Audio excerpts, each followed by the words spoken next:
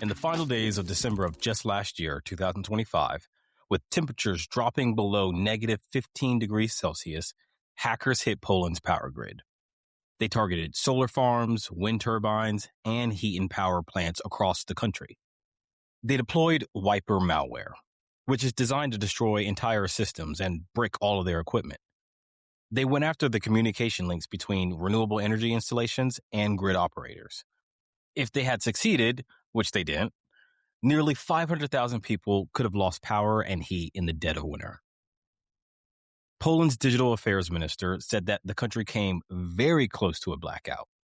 He called it the most serious cyber attack on Poland's energy infrastructure in years. And when asked who was responsible, his answer was blunt.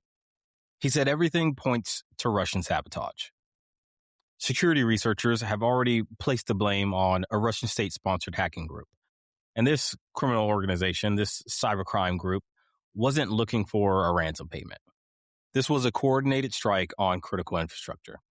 They timed it perfectly to maximize human suffering, and it's believed that this was carried out by hackers working on behalf of a government. This is the world of state-sponsored hacking.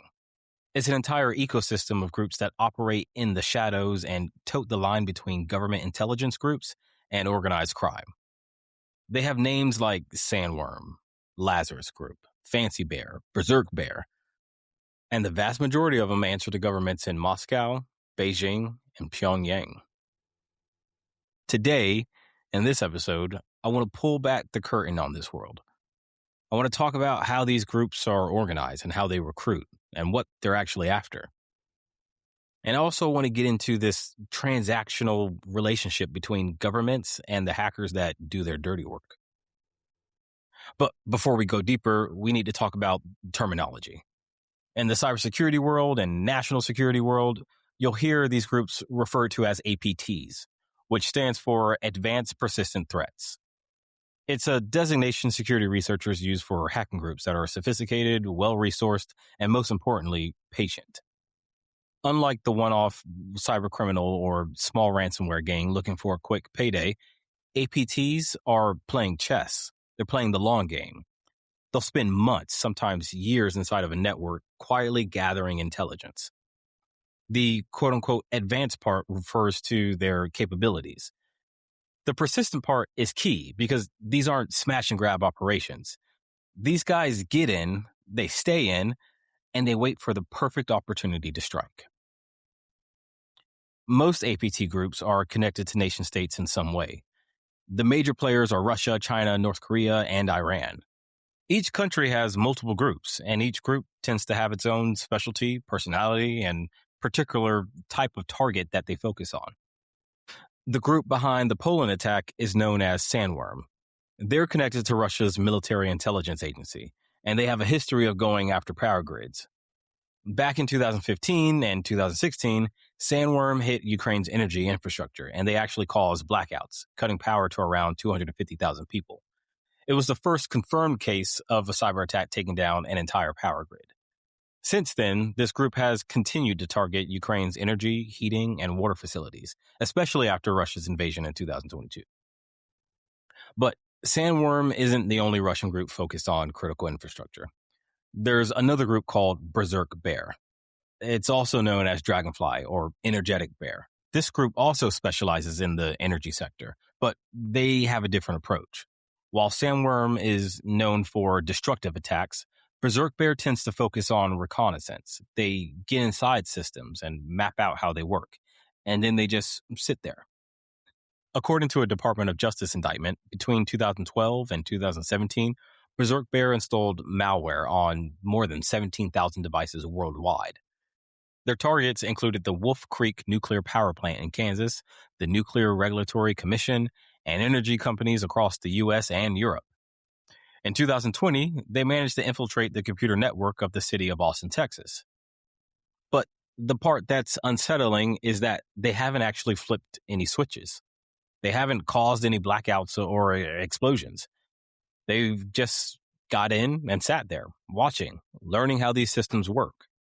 Researchers in the security space call this pre-positioning. The concern isn't what they've done, it's what they could do during a geopolitical crisis. It seems that they're establishing a foothold in the systems now so that they can potentially disrupt them when tensions escalate later. Now, I've mentioned a few groups and names already, and it can get confusing. I've said Sandworm, Berserk Bear, Dragonfly, Energetic Bear, and three of those names reference one group. That's not by mistake. It's not a branding issue. It's actually because of how different security companies track these groups independently. And then these security companies give them their own names. CrowdStrike calls one group Berserk Bear. Symantec calls the same group Dragonfly. And then another security firm might call that hacking group Crouching Yeti. But at the end of the day, they're all referring to the same hackers.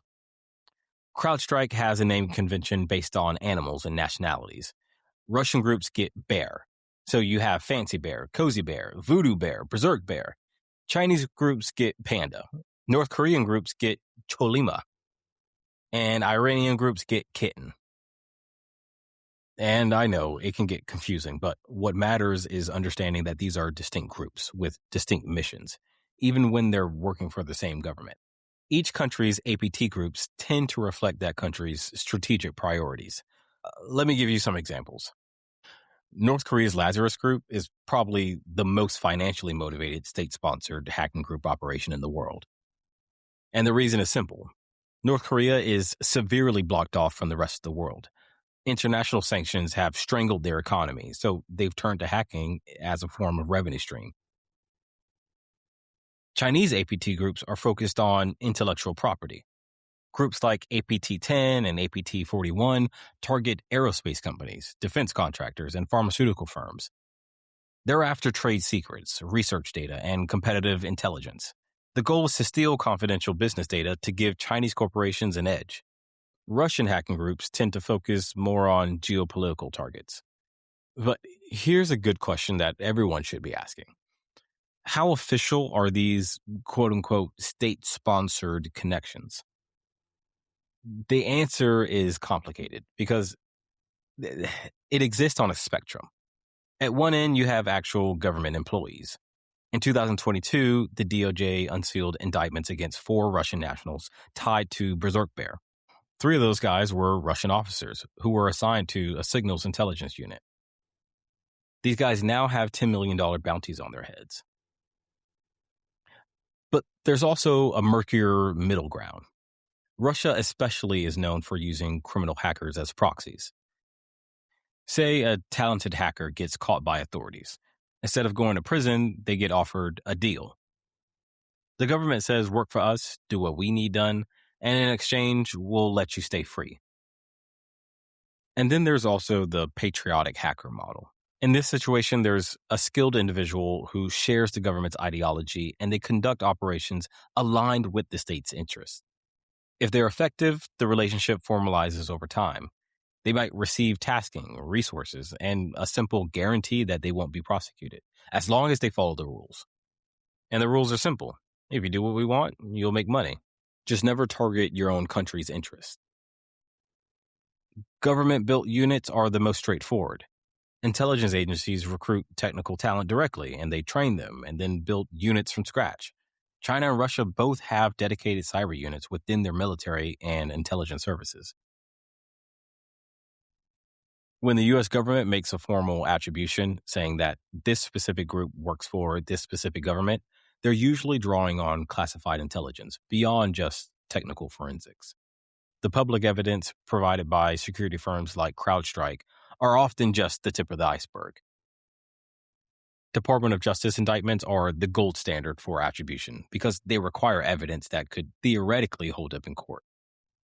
Corporate security firms will say, we assess with high confidence that X did Y, whereas the DOJ will say, here are their names, here's where they work, and here's the evidence. So, now that we went through all that, I hope you see that state-sponsored hacking isn't some shadowy, abstract threat. It's a business with budgets and strategic objectives. Different countries have different priorities. North Korea wants money. China wants intellectual property. Russia wants geopolitical leverage and the ability to cause chaos if needed. The relationship between governments and hackers ranges from direct employment to loose arrangements. And that gray area gives governments plausible deniability while still achieving their objectives. And these groups are good. I mean, the threat is real. We saw it in Poland just weeks ago. The hackers tried to knock out power to 500,000 people in the middle of winter. They failed this time, but right now, somewhere, there's groups sitting inside networks that they shouldn't have access to. That's the business of state-sponsored hackers, and it's not going away anytime soon. And that's the episode. That's all I got today, guys. If you know anybody interested in organized crime, cybercrime, hacking groups, share this one with them. Subscribe wherever you get your podcasts and sign up for our newsletter at don'tgetgot.co. Catch you on the next one, and don't get got.